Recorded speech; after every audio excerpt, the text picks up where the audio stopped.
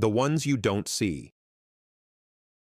There are people on a military base no one looks at twice. They move through hallways with clipboards. They pass through security doors without rank insignia. They wear uniforms that don't carry fear or authority, only function, and that is why they survive longer than most. Naval Auxiliary Landing Field Griffin sat low against the Nevada desert, a strip of concrete and steel pressed into sand and silence. By day, it looked forgettable. Sun-bleached hangars, razor-wire fences, beige buildings crouched against heat shimmer. By night, it became something else entirely. At 0217 hours, the base was awake in the way only military installations are awake. Quietly, deliberately, with intention. Red lights burned low along the runway. Generators hummed beneath the ground. Somewhere beyond the outer perimeter, the desert wind moved like a held breath. Chief Petty Officer Aaron Cole noticed her for the first time because she didn't move when the alarm sounded. Most people flinched. She didn't. The klaxon cut through the night, short, sharp, unmistakable. Condition red, external breach. Cole was already on his feet, rifle in hand, moving before his mind caught up. 20 years in naval special warfare carved reactions into bone. He cleared the corridor outside the operations bay, eyes scanning, posture tight. And there she was, standing against the wall outside the infirmary doors, holding a trauma kit like it weighed nothing. She wore navy scrubs under a light tactical jacket. No body armor, no weapon. Brown hair pulled tight at the base of her neck. Calm eyes. Too calm. Medical! Someone shouted as a team sprinted past. She stepped aside with practiced precision, back flat to the wall, chin down, eyes up. No panic, no confusion. Cole slowed without meaning to. "Hey," he said, sharp. "You need to get inside. Lock it down." She nodded once. "I will, as soon as I finish staging." "Staging what?" She lifted the kit slightly. "Blood, tourniquets, airway sets. If you're taking casualties, you'll need them forward, not buried in a clinic." Cole stared at her for half a second too long. Then he moved on.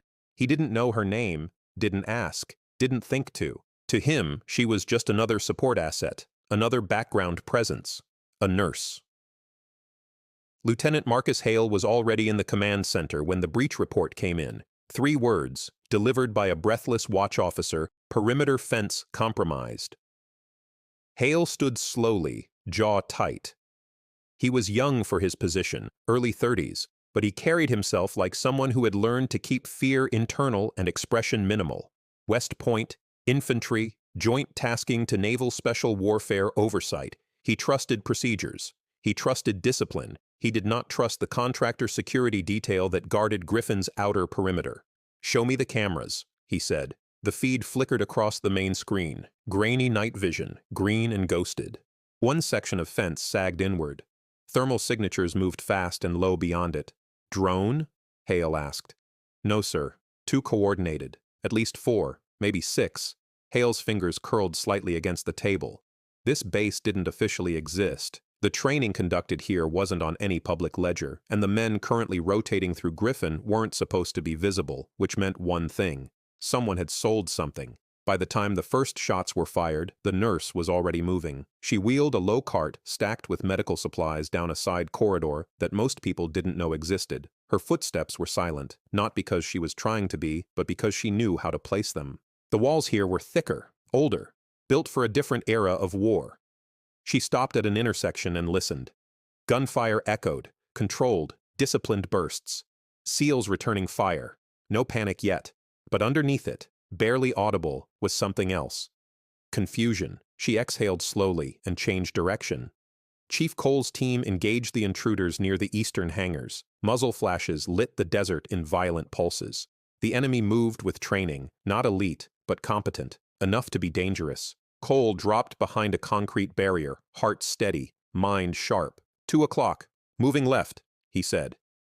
A SEAL beside him went down hard, leg twisted at an angle that told Cole everything he needed to know. "Man, down!" They dragged him back. Blood pooled fast, and then, almost as if she had been waiting, she was there. The nurse knelt without asking permission. "Pressure," she said calmly. "Tourniquet. Now." One of the operators hesitated. "Ma'am?" "Now." Her voice cut through the noise, steady and absolute. Cole watched her hands work. efficient, precise, no wasted motion. She didn't look at the wound longer than necessary. She didn't flinch at the blood. Her breathing never changed. "She's good," someone muttered. Cole nodded once. Still, he didn't see it yet.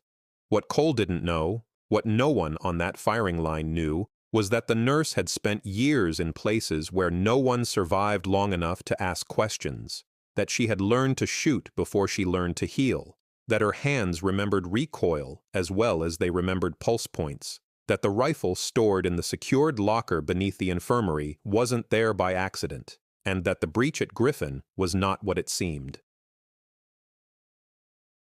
Not yet. As the firefight dragged on, Lieutenant Hale received a second report, quiet, almost buried beneath the chaos. "Sir, one of the contractors is missing." Hale turned slowly. "Missing how?" Badge pinged outside the fence.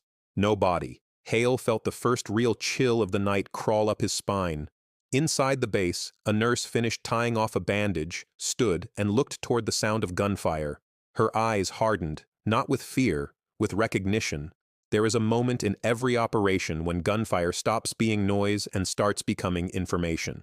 Chief Petty Officer Aaron Cole felt that shift immediately. The shots coming from the eastern hangars were disciplined, but wrong. Too staggered, too deliberately spaced, as if someone on the other side was testing response times rather than pushing through. "This isn't a smash and grab," Cole muttered into his comms. "They're probing. Copy," came Hale's voice, tight but controlled. "Hold your sector. QRF is spinning up." Cole glanced back toward the casualty collection point. The nurse was still there. She had finished stabilizing the wounded operator and was now organizing supplies with an efficiency that bordered on surgical obsession. Every item aligned, every pouch accessible. She had repurposed an ammo crate into a medical cache without being told. One of the younger SEALs leaned toward Cole. "She's not shaken at all." Cole nodded. Some people are just built different. He still didn't know how true that was. Lieutenant Marcus Hale watched the base unfold through feeds and data overlays, jaw clenched so tight his teeth ached. He had trained for ambushes, insider threats, asymmetric warfare. He had not trained for this kind of political rot. The contractor security firm, Orion Defense Solutions, had come recommended. Former generals on the board. Impeccable paperwork. Expensive. And now one of their men was missing, his badge pinging beyond the fence at the exact point of breach. Hale didn't need a classified briefing to understand what that meant. Someone had opened the door. "Lock down contractor access," Hale ordered. "Freeze all credentials. I want names, histories, financials. Now."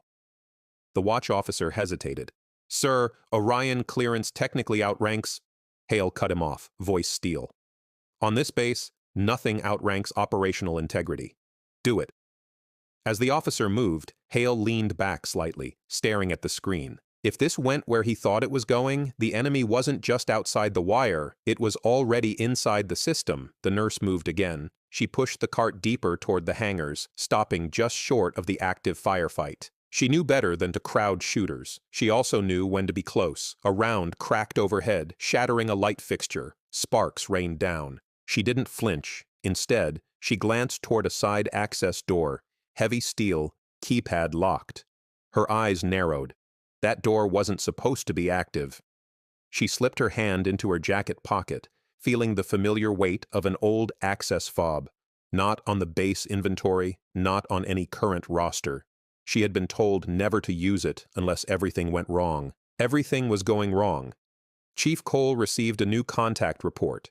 Movement near the motor pool, too close to the fuel reserves. "Command," he said low.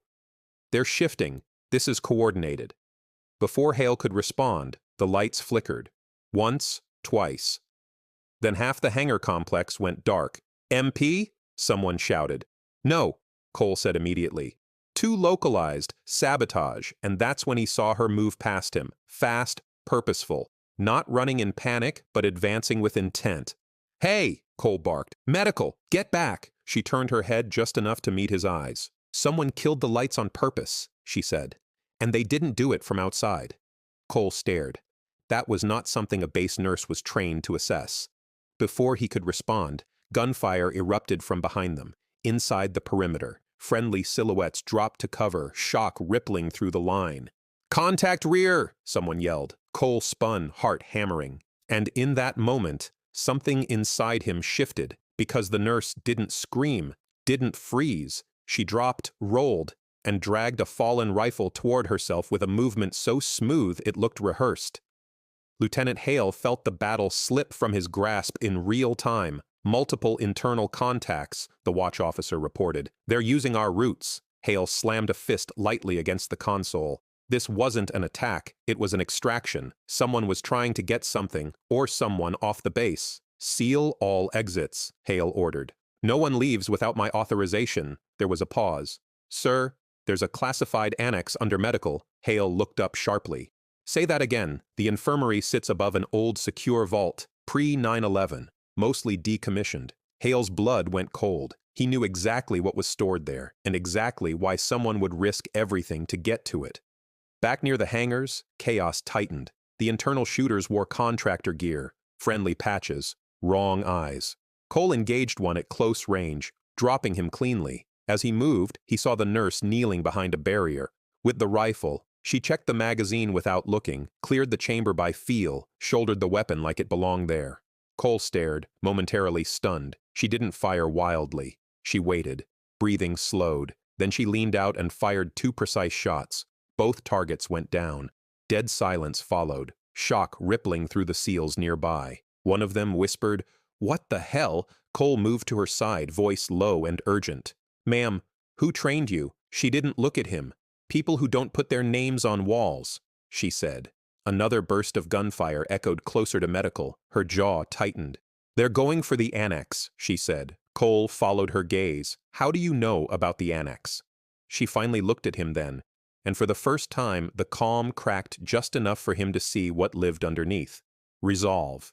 They buried it," she said. "Just like they buried me." Inside the command center, alarms blared again. The annex access panel lit red. Unauthorized entry attempt. Lieutenant Hale stood so fast his chair skidded backward. "Who's in medical?" he demanded. The watch officer checked. 1 corpsman, 2 medics, and 1 civilian nurse. Temporary assignment. Hale froze. "What's her name?" A pause. Fingers flying over keys. "Sir."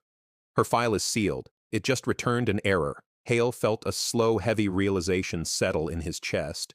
Sealed files were not accidents. They were decisions. The nurse rose from cover. The rifle rested easily in her hands now. Around her, seasoned SEALs watched with a mixture of disbelief and dawning respect.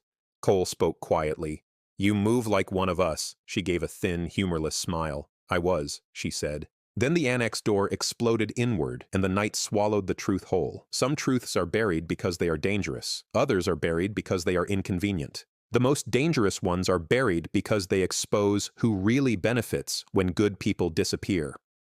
Lieutenant Marcus Hale had learned early in his career that sealed files were never empty. They were heavy, packed with decisions, compromises, and quiet signatures made far from the battlefield. The moment the system rejected the nurse's name, Hale stopped thinking like a commander and started thinking like an investigator. "Route me her clearance history," he said. "Not medical, everything." The watch officer hesitated. "Sir, that compartment requires—" "I'll take the hit," Hale said.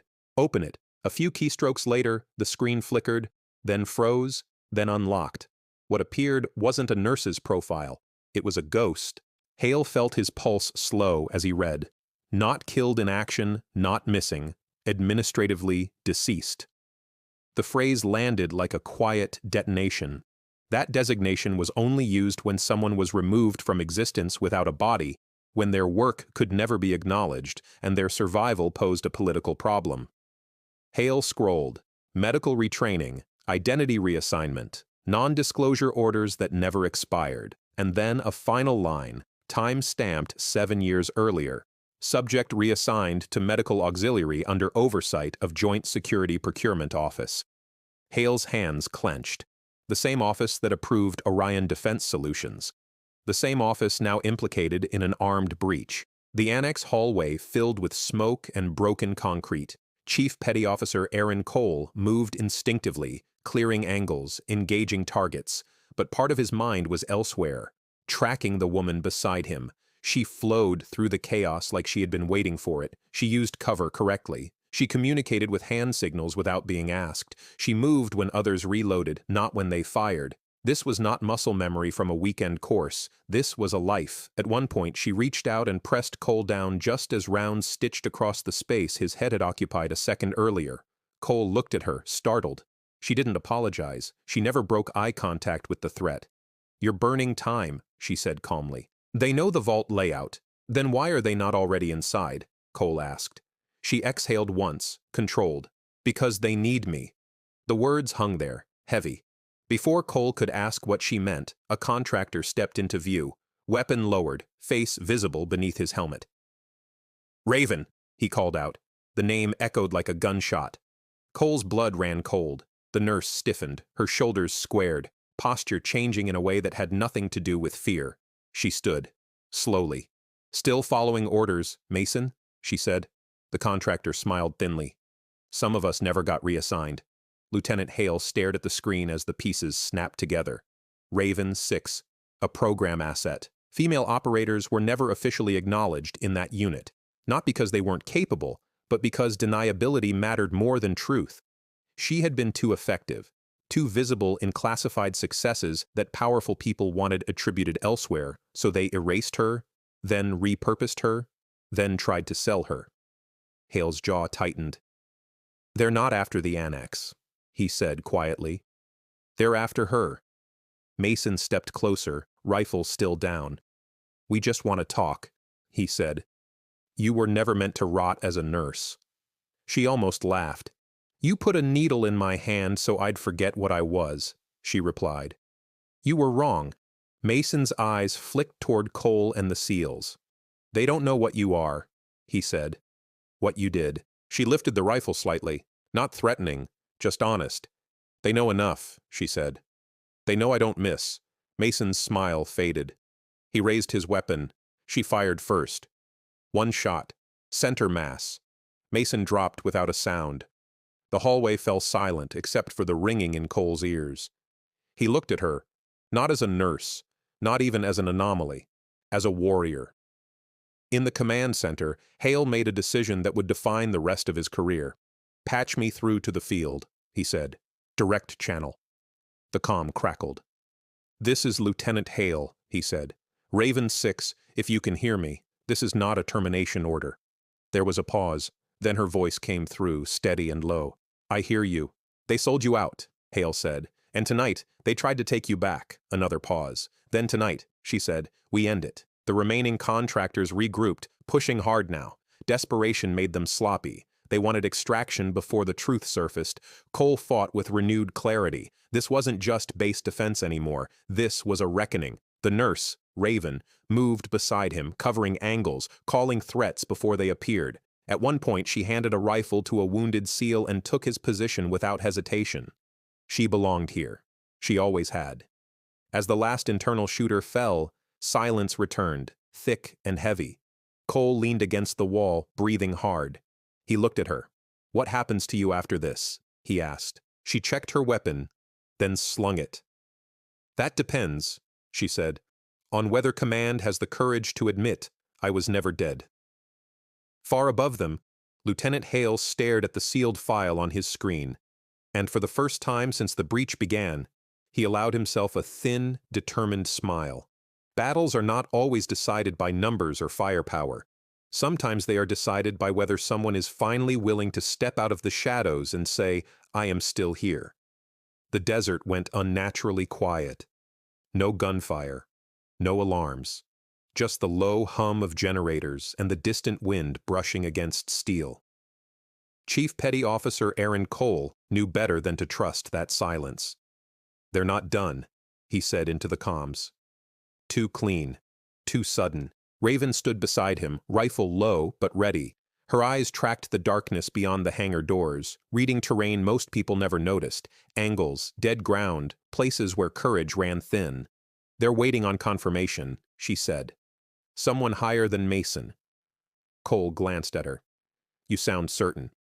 "I am." In the command center, Lieutenant Marcus Hale watched a secure satellite feed populate on his screen, an incoming aircraft, unmarked. No transponder, flying low. Hale felt the final piece fall into place. "This was never a ground exfil," he said quietly. "It's airborne." The watch officer swallowed. "Sir, that airspace is controlled by people who don't like loose ends," Hale finished. He straightened. "Scramble air defense. Lock the runway. If they want her, they're going to have to explain why." The watch officer hesitated only a moment before moving. Hale knew what this meant. By taking this stand, he wasn't just protecting an operator, he was challenging an entire shadow economy built on silence. The thump of rotors reached the base moments later, low, heavy, close. Cole felt it in his chest before he heard it clearly. "Bird inbound," he said. Fast, Raven stepped forward. "I need a rifle with optics," she said. "And elevation." Cole studied her face. No fear, no anger, only resolve sharpened by experience. "You planning to take down a helicopter?" he asked. She met his gaze evenly. "I've done it before." Cole didn't ask where. He turned and gestured. "Roof access. You're with me."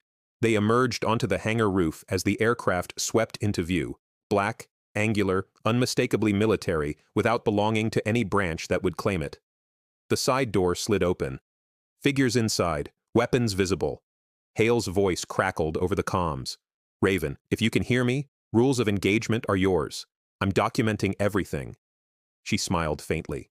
"About time," she said. She knelt, adjusted the rifle, and settled into a firing position that felt like home. The wind tugged at her jacket, her breathing slowed. Cole watched her through the corner of his eye, struck by the stillness she carried into chaos. This was not adrenaline. This was acceptance. Inside the helicopter, a man leaned toward the open door, shouting into a headset. "We have visual." "Where is she?" Another voice answered, calm, impatient. "Bring her back. Alive, if possible." The words carried just far enough. Raven heard them, her jaw tightened. "Not this time," she whispered. She fired. The first shot took out the cockpit sensor array. The second shattered the door gun mount. The helicopter lurched, rotors screaming as the pilot fought for control. Cole stared. That wasn't luck. That was expertise honed in places that never existed on maps. Below them, contractors broke from cover, scrambling toward the hangar, realizing too late that extraction was failing. SEALs moved with lethal coordination, cutting off escape routes. This was no longer a breach. It was containment. Raven rose, firing again, controlled, precise, forcing the helicopter to pull back, wounded and retreating into the night. As it disappeared, silence fell again. This time, it stayed. In the aftermath, the base felt different. Lighter. As if something long suppressed had finally been allowed to breathe. Lieutenant Hale descended from the command center personally. He stopped in front of Raven, studying her not as a file or asset, but as a person. "They will come for explanations," he said. "For me, for you." She nodded. "They always do." "I've already transmitted the full incident log," Hale continued. "Unredacted. If they bury this, it won't be quietly." Raven searched his face. "You're burning bridges," she said. Hale met her gaze. "Some bridges deserve it." Cole approached as medics secured the area. "You saved lives tonight," he said. "Mine included." She shook her head slightly. "I reclaimed one." Cole smiled faintly. "What will you do now?"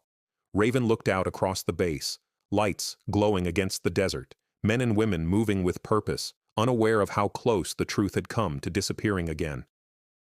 "I'll stop hiding," she said. "That's a start." As dawn crept over the horizon, the nurse's scrubs were stained with dust and blood, her rifle resting beside her like an old friend. She was no longer invisible, no longer erased, and somewhere deep within the system, people who had counted on silence were beginning to understand something they had forgotten. Some shadows fight back. Morning came slowly over Naval Auxiliary Landing Field Griffin, not with ceremony, not with victory music. Just light, spreading across concrete, steel, and the faces of people who had survived something they would never be allowed to fully explain. The desert always kept its secrets, but this time, one of them had chosen to stay. Lieutenant Marcus Hale stood alone in the command center as the after-action reports finalized themselves across the screens. Every transmission had been duplicated, time-stamped, and routed beyond the reach of the offices that once decided who existed and who did not. He knew the cost. By noon, his career would be under review. By nightfall, he would have enemies with polished smiles and long memories. He accepted it, because for the first time since he had put on the uniform, the chain of command felt aligned with the reason it existed. Truth. Raven sat on the steps outside the infirmary, helmet beside her, rifle resting against the wall. For the first time in years, she wasn't listening for footsteps behind her. Chief Petty Officer Aaron Cole approached quietly and sat down a few steps away, careful not to crowd her. "You know," he said, "everyone's asking about you." She smiled faintly. "Let me guess. They're asking why the nurse shoots better than they do." Cole nodded. "Something like that." They sat in silence for a moment, watching the base return to routine. Guards rotating, aircraft fueling, medics cleaning equipment as if the night had been just another entry in a logbook. Cole cleared his throat. "What's your real name?" She considered the question longer than he expected. "The one they gave me," she said finally. "Or the one I earned?" Cole looked at her. "The one you want to carry." She met his eyes. "Raven is fine," she said. "For now." By mid-morning, the investigation teams arrived. Not contractors, uniformed officers. Inspectors general. People who asked careful questions and wrote down uncomfortable answers. They spoke to Raven. They spoke to Cole. They spoke to Hale. And for the first time in a long time, no one told Raven to leave the room. Her existence was no longer an inconvenience. It was a fact. In a quiet briefing room, Hale stood before a small panel. No flags, no speeches, just accountability. "You're aware," one of them said, "that reopening a black program has consequences." Hale nodded. "So does letting corruption operate unchecked." Another officer leaned forward. "Do you believe she should be reinstated?" Hale didn't hesitate. "I believe she never should have been erased." Silence followed, then a single nod. That afternoon, Raven walked the flight line alone. The wind tugged at her hair, carrying the smell of fuel and dust and something else. Possibility. She stopped near the fence, looking out at the desert. For years, this had been the edge of her world, a place where she existed only in function. Now, she felt something unfamiliar press against her chest. Relief. Cole's voice came from behind her. "They're offering you options." She turned. "Medical command," he continued. "Training cadre, advisory role, and operational?" she asked. Cole smiled slightly.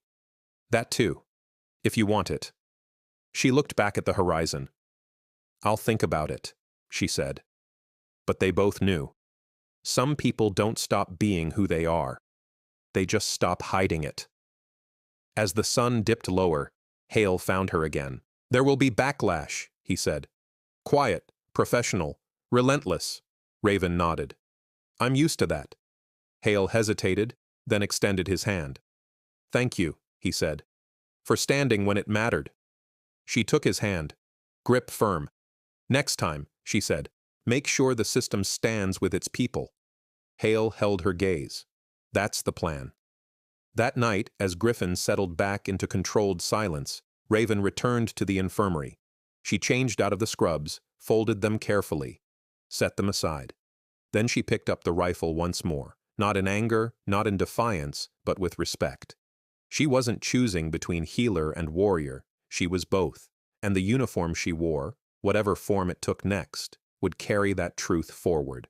There are moments when courage does not announce itself with rank or title. It arrives quietly, in scrubs, in silence, in someone the world has decided not to see. But when the moment comes, when fear, corruption, or convenience demand obedience, true courage stands up, picks up what it knows, and reminds the world of a simple truth. You cannot erase someone who refuses to forget who they are.